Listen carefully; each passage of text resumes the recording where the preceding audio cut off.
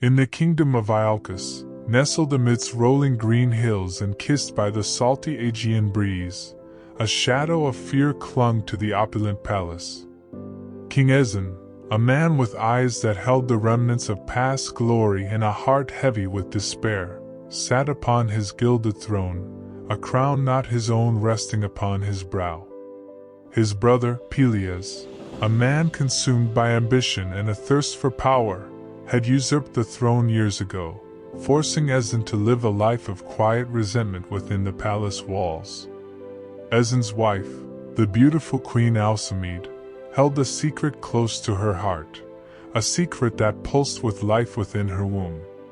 Unbeknownst to the watchful eyes of Pelias' spies, Alcimede was about to give birth to the heir rightful, a son who would threaten Pelias' hold on the throne. The night Jason was born, a storm raged outside the palace.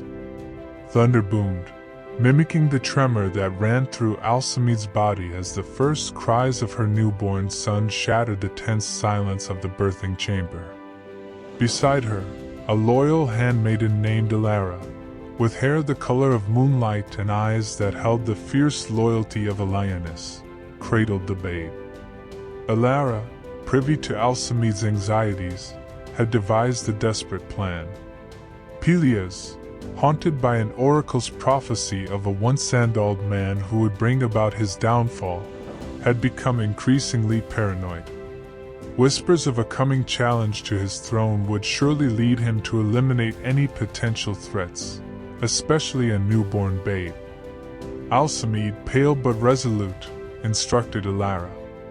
Tears welled in her eyes as she looked at her son, his tiny fingers clutching at the air, his cries a testament to his fragile life.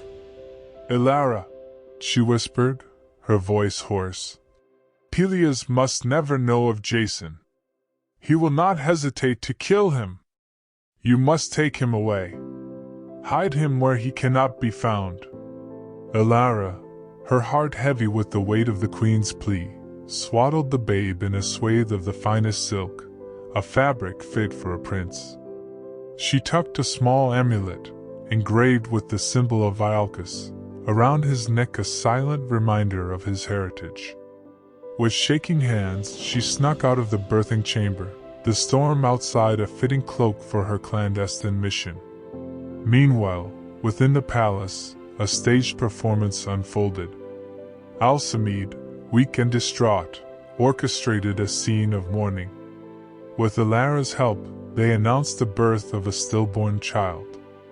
The wails of grief that echoed through the corridors were as real as Alcimede could make them, a performance to deceive the ever-watchful eyes of Pelias' guards.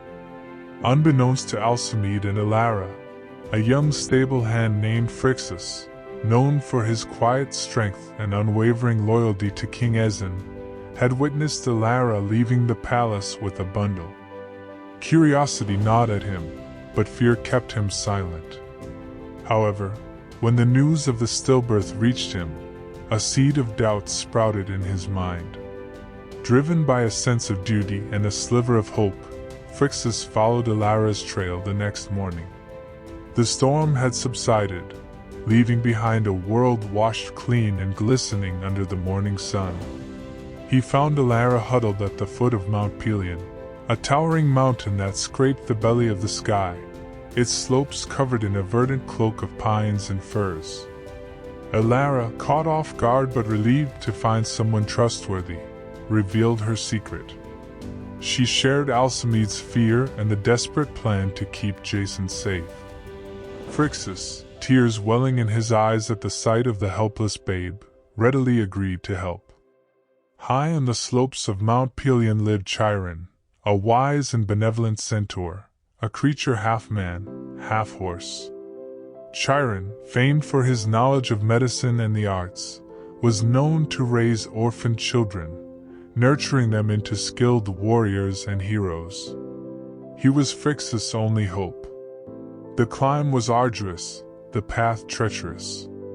But the weight of the secret they carried fueled their determination. Finally, they reached Chiron's cave, a haven nestled amidst ancient trees. The air hummed with the melody of unseen birds and the murmur of a hidden stream. Chiron, with his flowing white beard and kind eyes, emerged from the cave. He listened patiently to Phrixus' tale, his gaze softening at the sight of the tiny babe. He understood the weight of their burden, the fear that clung to them like a shroud. "He is safe here," Chiron rumbled, his voice deep and calming. "I shall raise him as my own, teach him the ways of the hunt, the art of warfare, and instill in him the wisdom of the ancients. But he must remain hidden. Pelias' paranoia is a hungry beast, and the scent of a potential threat will draw him here." With a heavy heart, Phrixus entrusted Jason to Chiron's care. He promised to keep Alcimede informed of Jason's well-being, a silent promise that carried the weight of a lifeline. As he descended the mountain, the weight of the secret seemed to lessen, replaced by a flicker of hope. Jason was safe, at least for now. Years flew by like leaves carried on the wind. Jason, under Chiron's tutelage, thrived. He grew strong and agile, his body honed by the mountain air and constant exercise. Chiron, a skilled warrior himself, trained Jason in the art of swordsmanship, wrestling, and archery. By the time Jason reached his teenage years, he could handle a bow with the precision of a hawk and wield a sword with the strength of a lion. But Chiron's teachings extended beyond physical prowess. He instilled in Jason a sense of justice, the importance of loyalty, and the value of wisdom.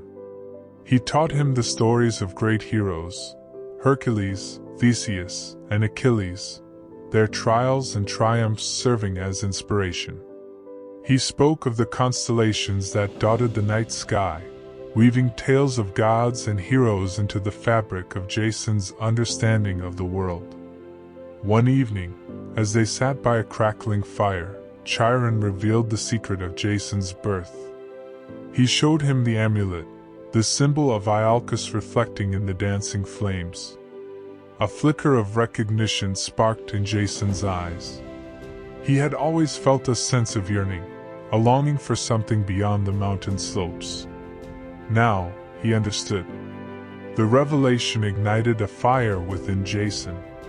The life of a shepherd, though peaceful, felt incomplete. He yearned to know his true heritage, to see the kingdom he was born to inherit. But a shadow of doubt hung over him. Pelias' cruelty was a constant echo in Chiron's stories. How could he, a boy raised in the wilderness, hope to reclaim his birthright? Chiron, sensing his turmoil, offered a comforting hand on Jason's shoulder. "The path ahead will be fraught with danger, my child," he said, his voice grave. "But you are not alone. The lessons you have learned, the strength you have built, these will be your weapons. Remember, a true hero is not only defined by his strength but also by his courage and his heart." As the night deepened, a storm brewed on the horizon, mirroring the turmoil within Jason. The dream of a peaceful life on Mount Pelion faded, replaced by the burning desire to claim his destiny. And so, under the watchful gaze of a sky pregnant with lightning, Jason made a decision. He would journey to Iolcus, confront Pelias, and reclaim his rightful place as king.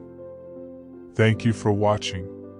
Please comment below what you would like to see next.